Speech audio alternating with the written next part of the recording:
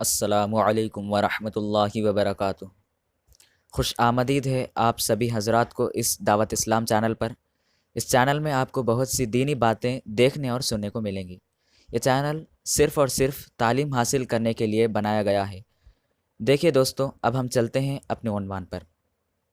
ہم سب فرض اور سنت کی فضیلت کو جانتے ہیں، لیکن نفل نماز کی فضیلت نہیں جانتے۔ نفل نماز کی بہت بڑی فضیلت ہے۔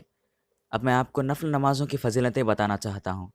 ان میں سے اشراق کی فضیلت یہ ہے کہ حضور صلی اللہ علیہ وسلم نے ارشاد فرمایا، جو شخص فجر کی نماز پڑھے اور سورج نکلنے تک اسی جگہ بیٹھ کر اللہ کو یاد کرتا رہے، پھر جب سورج نکل کر بلند ہو جائے تو 2 رکعت نفل یعنی اشراق کی نماز پڑھ لے، تو اس کو ایک حج اور ایک عمرہ کا ثواب ملے گا۔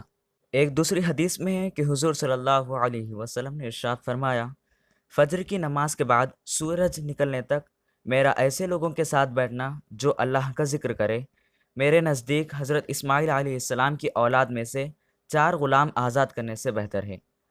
اب ہم کو یہ جاننا ہے کہ اشراق کی نماز کب پڑھنی چاہیے۔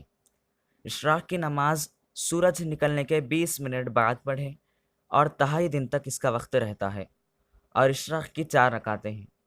حضور صلی اللہ علیہ وسلم نے ارشاد فرمایا کہ اللہ تعالیٰ فرماتے ہیں کہ اے انسان، تو دن کے اول حصے میں میرے لیے 4 رکعتیں پڑھ، میں تیرے لیے اس دن کے آخر تک کفایت کروں، یعنی تیری سب ضرورتوں کو پورا کروں گا۔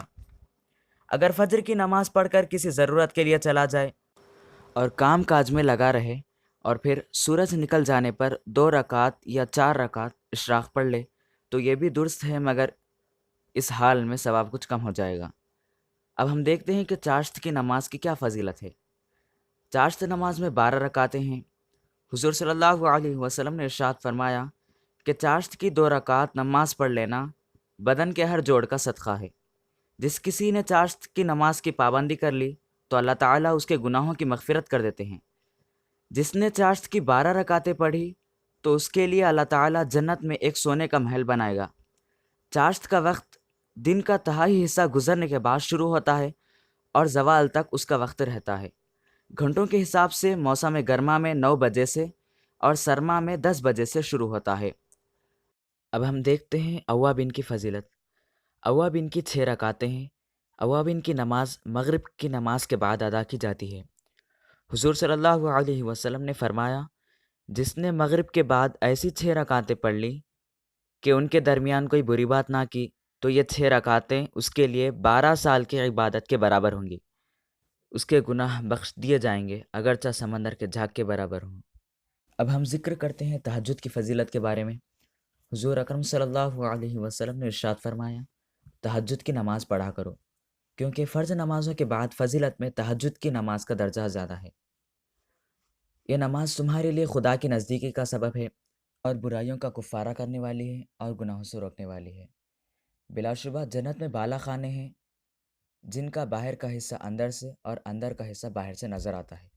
یہ بالا خانے اللہ تعالیٰ نے ان کے لیے بنائے ہیں جو نرمی سے بات کرتے ہوں اور بھوکوں کو کھانا کھلاتے ہو اور کثرت سے روزے رکھتے ہو اور رات کو نماز پڑھتے ہو جب کہ لوگ سو رہے ہو، یعنی تہجد کی نماز۔ بندہ اپنے رب سے سب وقتوں سے زیادہ تہجد کے وقت قریب ہوتا ہے۔ اس وقت بندوں کے سوال پورے کیے جاتے ہیں، دعائیں قبول کی جاتی ہیں، دکھ، درد، مصیبت اور پریشانیاں دور کی جاتی ہیں، گناہ بخشے جاتے ہیں، مغفرت کی جاتی ہے، چہرے پر نور عطا کیا جاتا ہے۔ اللہ تعالی ہمیں اور آپ کو عمل کی توفیق عنایت فرمائے۔ السلام علیکم ورحمۃ اللہ وبرکاتہ۔